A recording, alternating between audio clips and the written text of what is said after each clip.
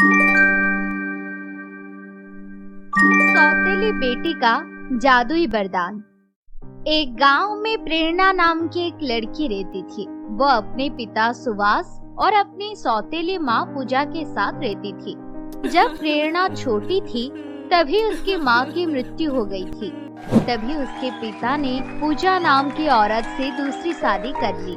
प्रेरणा की एक सौतेली बहन रानी भी थी। प्रेरणा की सौतेली बहन रानी बहुत नखरे वाली और घमंडी थी। वो हमेशा प्रेरणा को छोटी नजरों से देखती थी। प्रेरणा की सौतेली माँ भी बहुत घमंडी थी। ऐसे ही एक दिन प्रेरणा खाना खा रही थी, तब रानी उस पर चिल्लाने लगी। तुमने ये खाना कैसे खाया है? मेरा खाना था। क्या हुआ, तुम दोनों ऐसे चिल्ला क्यों रही हो? इसने मेरे हिस्से का बचा हुआ खाना खा लिया। अब मैं क्या खाऊंगी? मुझे बहुत भूख लगी है। लेकिन मुझे नूडल्स पसंद है, इसलिए मुझे लगा कि माँ ने ये मेरे लिए बनाया है। मुझे माफ कर दो रानी। चल मैं तेरे लिए अभी नूडल्स बनाकर लाती हूँ। ठीक है, अब नाटक मत कर। मुझे पता है ये तूने जानबूझकर खाया है ताकि मैं भूखी ही रह जाऊं, पर ये देखकर तुझे मजा आए। रानी की बात सुनकर प्रेरणा की सौतेली माँ पूजा गुस्सा होने लगती है और वो प्रेरणा के ऊपर चिल्लाने लगी। तेरी इतनी हिम्मत कैसे हुई? तूने मेरी बेटी का खाना खाया? तू इस घर में मेरी दया से रहती है, और हाँ, ज्यादा इस घर की मालकिन मत बन, नहीं तो मैं तुझे घर से बाहर निकाल दूंगी। माँ, मैं तो रानी को कभी भी परेशान नहीं करती हूँ और ये मेरी भी घर है, और वैसे भी मैं रोज ही रानी के लिए खाना बनाती हूँ। आज मुझसे गलती हो गई, मैंने जानबूझकर कुछ नहीं किया।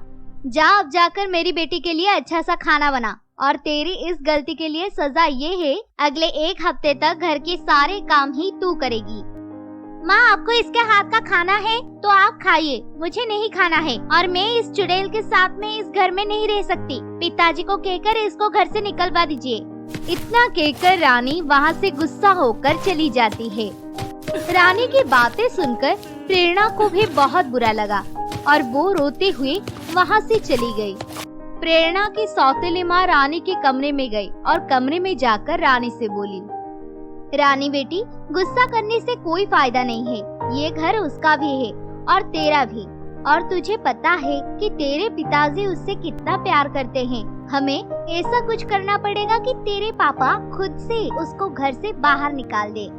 लेकिन माँ, हम ऐसा क्या करेंगे? तू फिक्र मत कर, कैसे ना कैसे करके उसको बुरा साबित करवा ही दूंगी मैं, और तेरे पिताजी की नजर में उसको नीचा गिरा दूंगी। अब तू जाकर खाना खा ले। उसके बाद से पूजा प्रेरणा को बदनाम करने की तरकीब निकालने लगी। कुछ दिनों बाद ही उसके दिमाग में एक तरकीब आई। उस दिन उनके घर में सभी लोग साथ बैठे थे। तब पूजा प्रेरणा से बोली, प्रेरणा, जाओ मेरे और अपने पिताजी के लिए चाय बनाकर लेकर आना, लेकिन थोड़ा जल्दी बना देना। ठीक है माँ, मैं अभी बनाकर लाती हूँ। इतना कहकर प्रेरणा रसोई में चली गई। कुछ देर बाद वो चाय बनाकर लेकर आए। जैसे ही वो चाय पीने ही वाले थे कि तभी रानी भागते हुए आई और रानी ने उन दोनों के हाथ से वो कप नीचे गिरा दिया। क्या हुआ रानी? प्रेरणा ने तो इतनी मेहनत से चाय बनाई थी और तूने वो चाय गिरा दी। क्या दिक्कत है तुझे प्रेरणा से? आपको नहीं पता इस प्रेरणा ने क्या करा है। इसने इस चाय में जहर मिलाया है। जब ये रसोई में चाय बना रही थी तब मैंने इसको देख लिया था, इसलिए मैंने ये चाय फेंक दी। पिताजी, रानी झूठ बोल रही है, मैंने ऐसा कुछ नहीं किया। रानी तो ये सब क्या कह रही है? पिताजी, अगर आपको मेरी बातों का विश्वास नहीं हो रहा है तो आप रसोई में जाकर देख लीजिए, वहाँ पर वो डब्बा रखा हुआ है। मुझे पता था ये लड़की अच्छी नहीं है। ये हम दोनों को मार के इस प्रॉपर्टी पर कब्जा करना चाहती है। माँ, आप लोग मुझे गलत समझ रहे हैं। मैंने ऐसा कुछ भी नहीं किया है माँ। मुझे कुछ भी नहीं सुनना। सुनिए जी, आप अभी इसको घर से निकाल दीजिए, नहीं तो ये किसी दिन हमें मार देगी। ये सब बातें सुनकर प्रेरणा के पिता भी उसको गलत मानने लगे और उसको घर से निकाल दिया। प्रेरणा के पास रहने के लिए कोई भी जगह नहीं थी। वो रास्ते के किनारे एक छोटे से चौल के नीचे बैठ गई। इधर पूजा और रानी बहुत खुश हो रहे थे। वाह रानी, बेटी तो बहुत अच्छी एक्टिंग करती है। मैंने तुझे जैसा जैसा कहा था तूने बिल्कुल वैसा ही किया। इतना कहकर वो दोनों बहुत हंसने लगे। उधर बाहर अंधेरा हो गया। प्रेरणा को वहाँ बैठे बैठे नींद आ गई। कुछ देर बाद उसकी आंख लग गई और वो वही सो गए। तभी उसको एक सपना आया कि उसकी मरी हुई माँ उसके सपने में आई है और आकर उससे बोली, बेटी, तुम्हारा ये दुख देखकर मुझसे रहा नहीं गया, इसलिए मैं तुम्हारे पास आ गई। बेटी, तुम एक काम करना, इस गांव में एक जंगल है, कल सुबह तुम वहां पर जाना।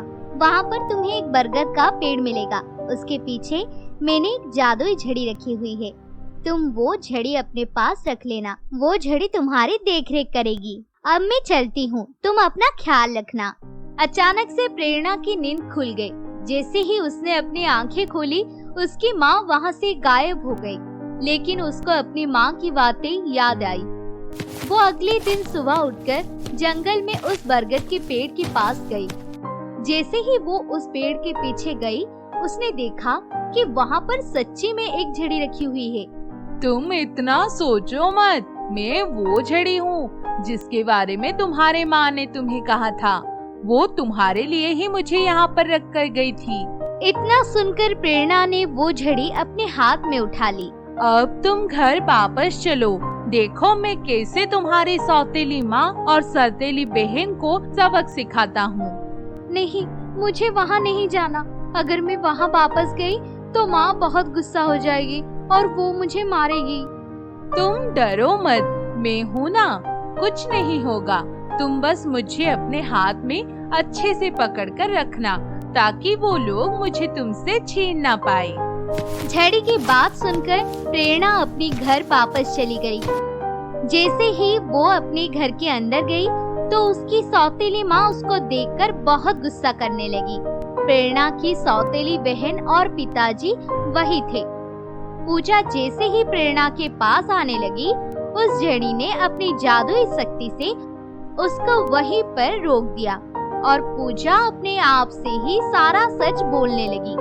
पूजा ने अपने सारे सच वहीं खड़े होकर बता दिए। ये सुनकर प्रेरणा के पिता प्रेरणा से बोले, प्रेरणा बेटी, मुझे माफ कर देना। इन लोगों की बातों में आकर मैंने तुम्हें गलत समझ लिया। तू रुक, मैं अभी इन लोगों को घर से निकाल दूंगा। इतना कहकर प्रेरणा के पिता ने प्रेरणा की सौतेली माँ और सौतेली बहन को घर से बाहर निकाल दिया और प्रेरणा और उसके पिता साथ साथ खुशी खुशी रहने लगे। तो दोस्तों, आज की कहानी से हमें ये सीखने को मिला कि तुम दूसरों के साथ जैसा करोगी वैसा ही तुम्हारे साथ होगा।